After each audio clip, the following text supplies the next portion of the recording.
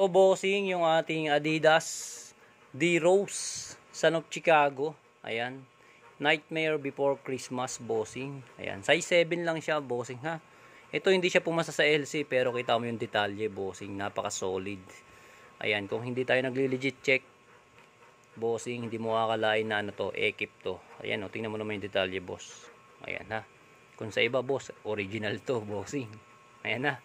Size 7, 1,199, bossing. Excellent condition naman yan, boss.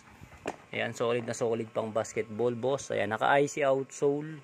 Tingnan mo naman, ang ganda ng outsole. Walang toe drag, walang heel drag, walang sole separation, walang sign of glue. Walang punit, basag, dikitan na, bossing ha. Tingnan mo yung detalye, oh. Oh, kung di tayo nagli-legit check, bossing, nako. Sus.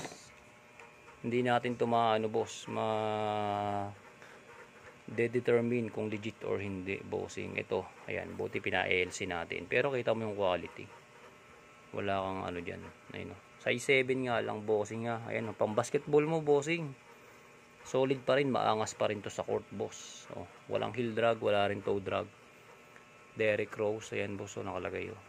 Squeaky din siya, bossing ha. Solid, excellent. Ito lang issue, konting ano lang, oh. Hindi naman halata. Squeaky rin, bossing. Solid yan. Ganda ng colorway.